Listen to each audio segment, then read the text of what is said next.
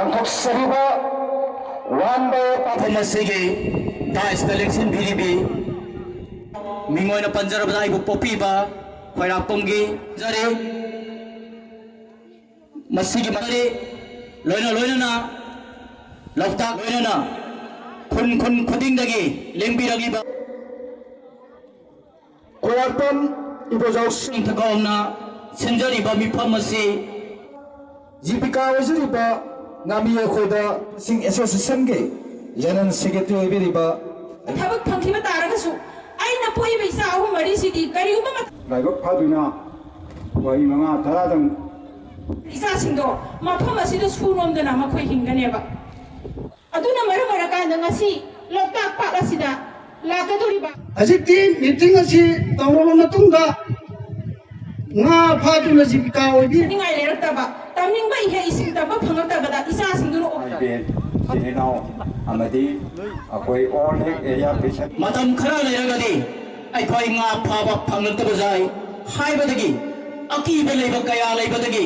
ꯑꯩꯈꯣꯏꯅ ꯃꯤꯐꯝ ꯑꯁꯤ ꯄꯥꯡꯊꯣꯛꯇꯕ ꯌꯥꯗꯦ ꯍꯥꯏꯗꯨꯅ ꯑꯩꯈꯣꯏꯅ ꯄꯥꯡꯊꯣꯛꯆꯕꯅꯤ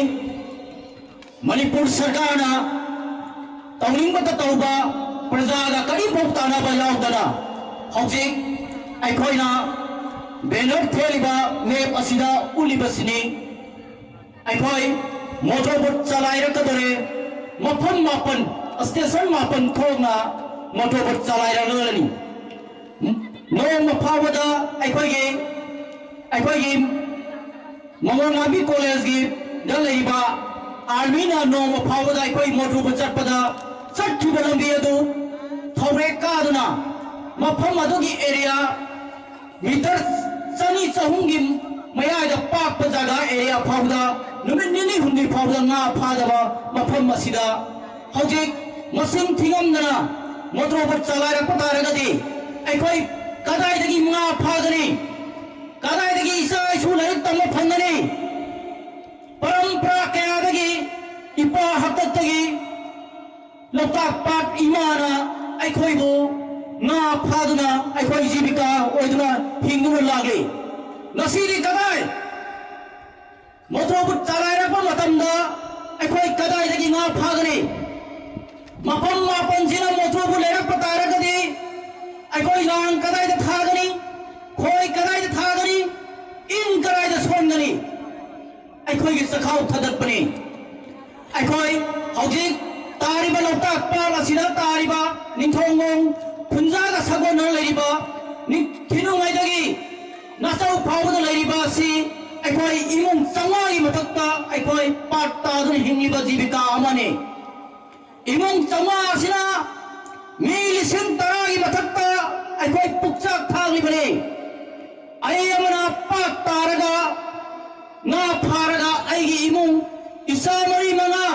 अइगी लोइनाबी कयाबु थाक्तुना लैरिबदो नसगिदि कदाइ मोटरबोट सिना थौथरगबा मोटरबोट सिना चलाइ पतारबदि अखोइ सरकार की इम्प्लॉयमेंट सोय होंद्रे अदुगा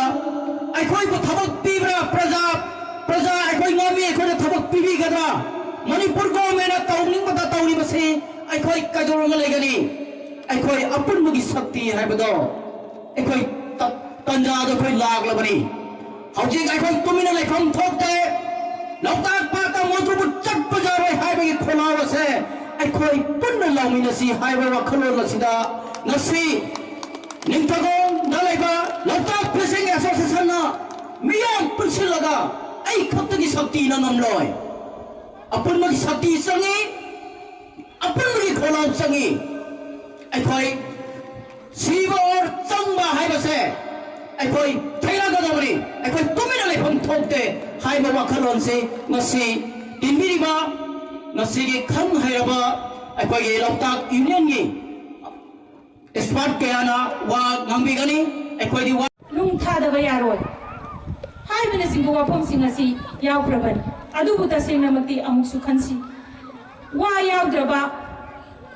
नुंग यावद्रबा अदु ओइबा तारादि मतौ करमना अखोइना लांग थागनी तसेंगनमक लांग थारिबाइसि अखोइ कौनुंग अमा थादरगा मदुदगी अखोइ लांगो ओइरकांदा लांग थारइबनी हानदगी इपा इपुसिना लैजरंबा अथाफुम असिदा जीविका कया अमना चाही हुपुगी मथक्ता लेरबा इपा इपुसिंगना सेंदाल लंबी अमा ओइना अखोइगी लू थुंबा हाइबा सिंफम असि अखोइगी फुंगी रावल सिदा थुमदुना अदुमक सिजनरपनी अदु पुनमक सिंग अदो लोइनमक मुथपिखिबन अदुबु ngasi makoi sing adu na koi na changsilak padu olok tagle area fisher menu ne na thengna na thengna rapadagi makoi hauji atha phum lo thokpa ngamdre ama sum khangphok sing ta thokpa ngamdre ba matu asida na koi na kari amuk tawsige habi makoi plan ama tawro khare tawrokli basina hauji rail water transport hai basi lai bisin ma taw karamna hai ri ma pham ma palasi motor busa lai ne hai अखोइना nga फाजरिबदि nga sina leiriba mafam di achikpa mafam aduda ni nga leiribasi mafam duda nga phagadaba matamda motor buduna 24 hours service tawrokpa matamda अखोइ matau karamna nga phagani motor buduna thawrokpa matamda lang soi haiba oithokloi maramdi makoina piriba lambi khasida nate makoina thawgadoribasi any makoina apamba jaga adu yaunana bagidamata makoi thawrakani तसे नमक पीरी बे station मापल सिदसु मखोइ gate पालकनी मरमदी हारिबो मोटरबुट असि अखोइ public ना इसागी नराइ लैजब नते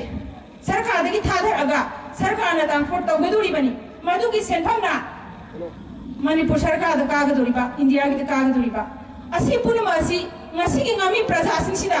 मोटरबुट service दुने फंगनी हाइबगी आ lab नते अमसुं येंगसि